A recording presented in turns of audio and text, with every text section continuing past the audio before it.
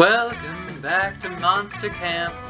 In the last episode, we came to camp and we've been hanging out with Aravi so far. Okay. Maybe charm is... Okay, I'm guessing this is boldness. And I'm guessing this is smarts. I mean, I could also just focus... maybe we want boldness. Maybe we want boldness. That day at the camp dome, you played Never Have I Ever Extreme. Every time someone mentions something you've done, you have to cut a finger off. But besides the finger part, this is finally a great time to brag about all the cool illegal things you've done. You're the first out, and while they're sewing your digits back on, you get to regale your friends with stories of how you robbed a bank while wearing your grandfather's skull as a hat. You're so cool. Also, they sew you +2 charm to your left hand by mistake. This is charm. This is still not boldness. That's right. The manner was boldness. Oh well. After that, you head to the lake with Hex and Aravi. Aravi's testing out her new Zora armor, and you're helping Hex chug as much lake water as possible. Such big stats. This is so awesome, you guys. I can breathe underwater and do a whirlpool attack. Gods, I'm so glad I spent 200,000... 200 rupees on these greaves. Yeah. Glug, glug, glug, glug, glug, glug, glug. Nice. Sorry, my mouth was full of lake water. I was trying to say, heck yeah, this is fun as heck. Lake time with Frankie. Classic vibes. Suddenly, y'all hear a weird voice calling out to you from across the lake. Hail, adventurers, heed my message. You look over and see a messenger emerging from the trees. He's holding a leather scroll and he looks super stressed out. Huh, that messenger looks familiar. I swear I recognize him. Maybe someone I cursed in the past. Adventurer Aravi, Adventurer Hex, Adventurer Frankie. I have been searching for many moons to deliver.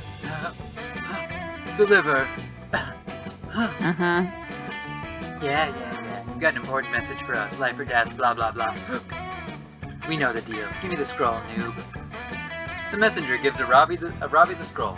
But right afterwards, he collapses onto the ground. He appears to be dead. Shh. Should have had a stamina potion, am I right? Anyway, looks like this scroll says, venture to the northern wood. Bring this scroll. The ring of sustenance awaits you. Adventure awaits! Bye! You guys, this scroll has main quest energy. It's kinda weird, but I bet this is an invitation to a dope dungeon. Ooh, I can smell the loot already. Holy crap, hold everything. I just realized why I recognize this messenger. He's an actor. I saw him on TV in a commercial for that new bagel place that's opening up around here. Bagels! If he's an actor, that can only mean the Ring of Sustenance is the new bagel store. Aravi, that scroll is a dope guerrilla marketing advertisement. Yes. No, it's definitely a dungeon invite. Not everything is about bagels, Hex. And the Ring of Sustenance is a stupid name for a bagel store. Shh. Not everything is about dungeons, little miss dungeon-liker. You know what, Hex? I do like dungeons, and I'm not ashamed of it, you green fart cloud. Huff my shorts, you loser tsundere RPG, nasty-smelling full inventory Koopa Troopa looking jerk. Oh heck yeah, you've been waiting for Hex and Aravi to have an argument, so you can support one of them in a heroic gesture of romantic friendship. Pick a side.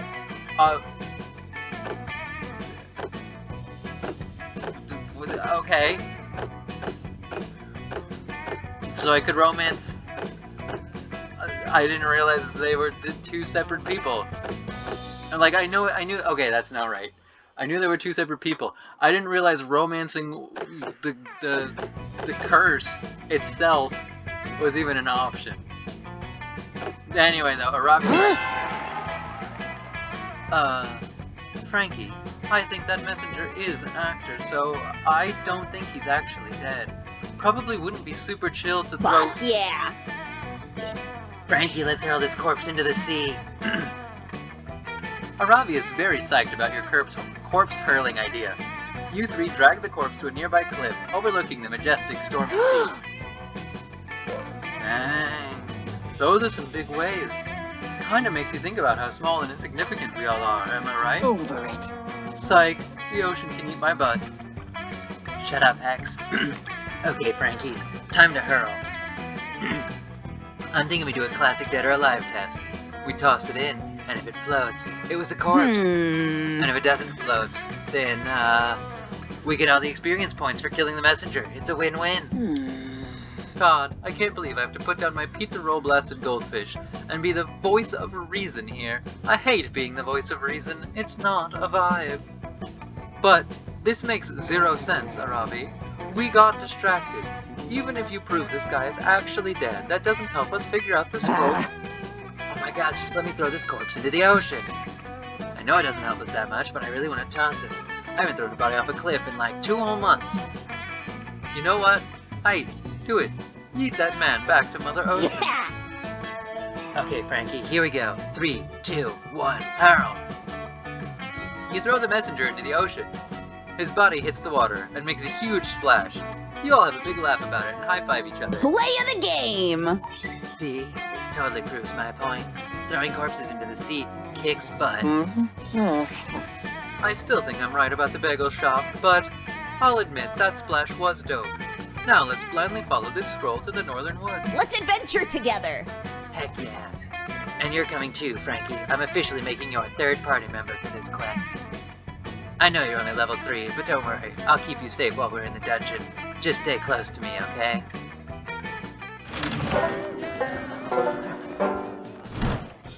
Let's go. We're getting boldness. You go into the haunted manor with a group, only to immediately split up once you get inside, as is customary. You quickly get lost and have no cell signal, but in a stroke of genius, you follow the signs to the haunted manor's lost and found, and to wait for your friends to pick you up. You find all sorts of cool lost knickknacks while you wait. Some bloody gloves, a haunted iPad that only plays Thriller by Michael Jackson, a totally normal Furby that still manages to be the creepiest thing in there. At the bottom of the box, you even find +2 boldness. Yoink! Who in their right mind would throw that away?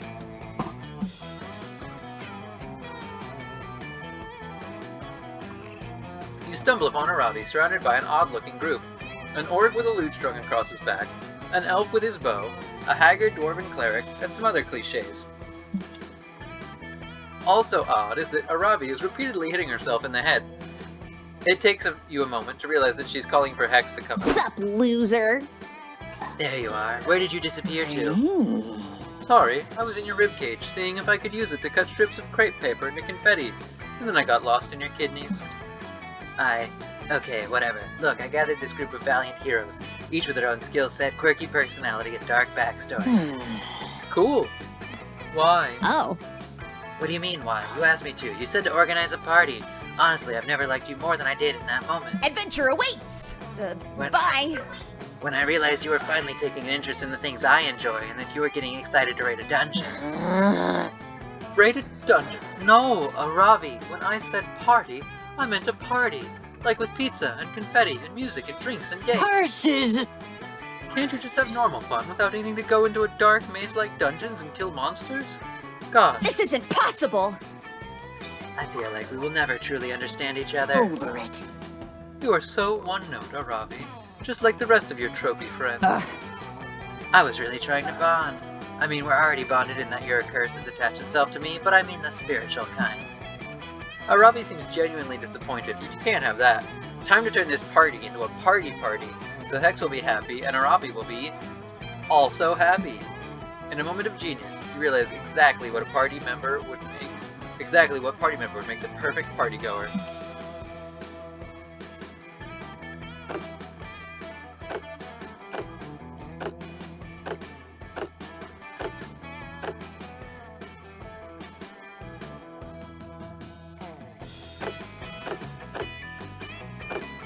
Oh man, a bard. Always a bard. Fuck yeah. Ooh, that's a great call.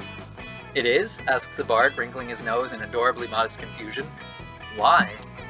Are you kidding? Look at your stats, your charisma's through the roof, and many of your skills revolve around music playing. Yeah! From my limited understanding of normal social gatherings, that's party central.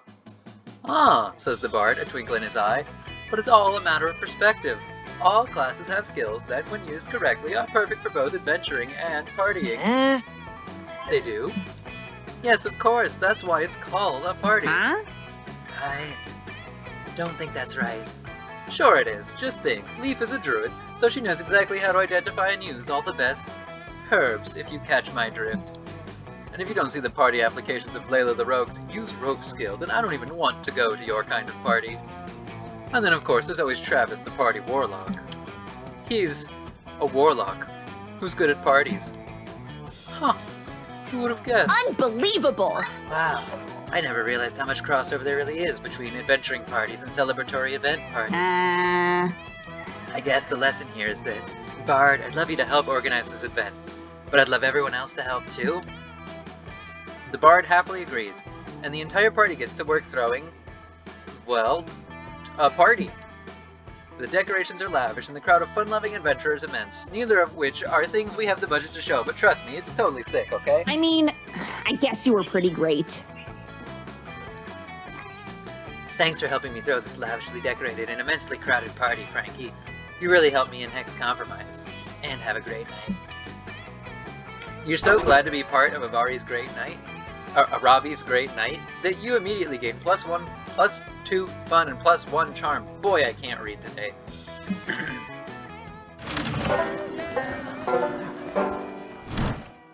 Home is where your booty sits the comfiest. Same seat.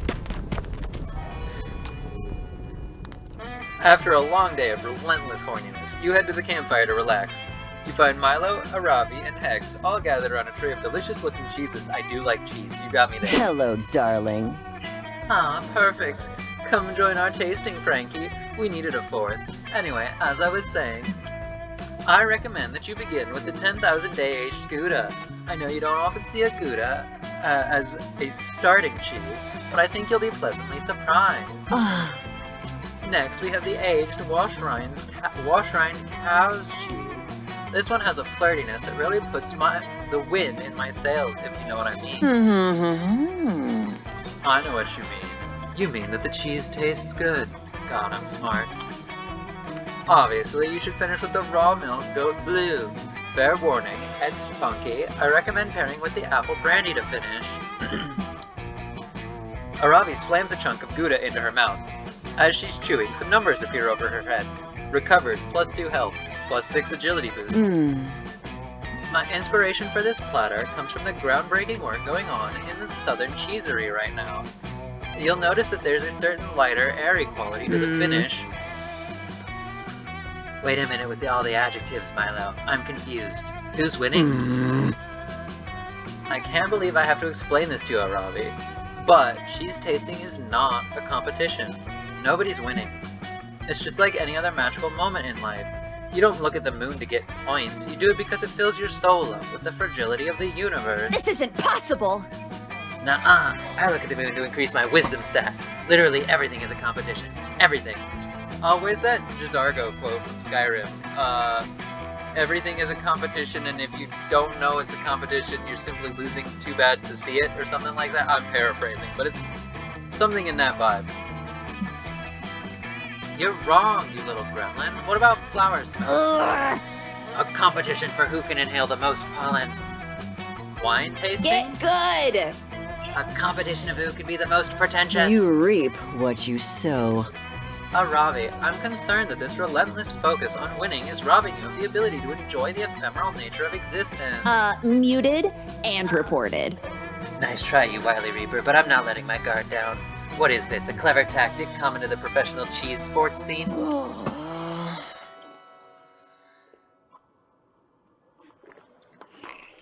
Please, you guys, I just want to eat the cheese.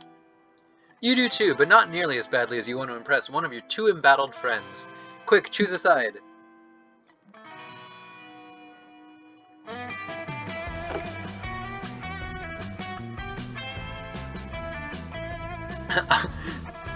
Arabi, Milo's trying to fool you. The winner is whoever eats the most cheese in 10 seconds. Hurry up! You warn Arabi that Milo is obviously trying to trick her. The rules here are just like any other eating competition. Eat the most the fastest. That's completely wrong, Frankie. I'm not trying Ravi girl! I've got my stopwatch right here. Go, Arabi. Clock is ticking. It's too late. Arabi is already force-feeding herself as much cheese as possible. For such a relatively small person, she's an eating machine. Yeah. Done. Level cleared. Hex, what's my time? That was 7 seconds and 3 milliseconds. A new record. Holy crap, heck yeah. That Gorgonzola really threw me for a loop, but... my stomach... Eating a ton of dairy super fast might not have been the best idea. Arabi immediately vomits on Milo's fancy platter. Oh, nasty. Now I've got to sanitize this thing. I hope you're happy now, you fool. We are totally winning our lane. Heck yeah, I am happy now. I'm a winner, and I will subject my body to anything to win. Chillax. Besides, she's just got to eat some bread or cheese or something to get her health back up. I've seen her do it 1,000,000 times. Yeah, I should probably revive. Milo, got any more cheese? You want to eat some more cheese after what you just did? That's not the right voice. That is Hex's voice. You want to eat some more cheese after what you just did? My god. Well, no, I don't have any more. You literally just ate it. Fine. Guess I'll have to eat this aged prosciutto. I was saving it for a boss fight, but I'll probably get some more in the ice caves anyway. Arabi pulls some delectable-looking prosciutto out of her bag. She starts slowly savoring it, carefully tasting one piece at a time. Wait, Arabi, is that d'Espagna Iberico ham? I didn't know you had such fine taste. And look, you're even bothering to chew it this time. Well, yeah. If you don't savor it, you don't get the full health recovery. Duh. I guess you can all have some. The four of you share Arabi's charcuterie, and it's really the perfect follow-up to Milo's cheese platter. Arabi hand feeds you the last little bit of prosciutto, and your heart races as her fingers graze your slightly chapped lips. Heck yeah. Bring out your flask. Oh yeah. I'll use my skills. Weekend arrives, and so it's time to visit Juan, the small magical Latino cat. Look who's here. Nope, that sounds French. Not Latino in the slightest.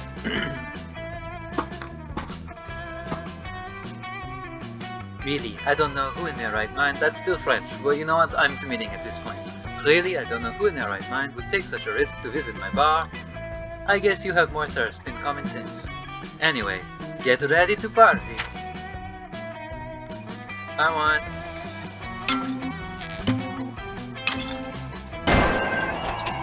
I want this one. It looks... No, I want that one. Give it back. It looks cool. I want it.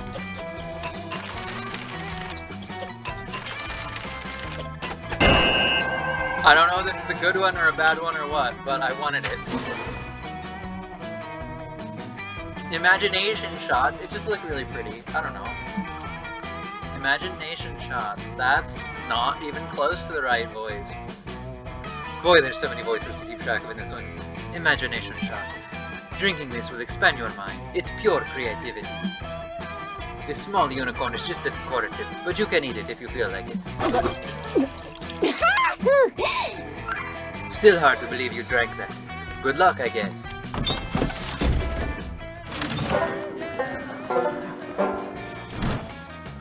Zap! I'm ending this episode off here. I'll see you in the next one. Bye-bye!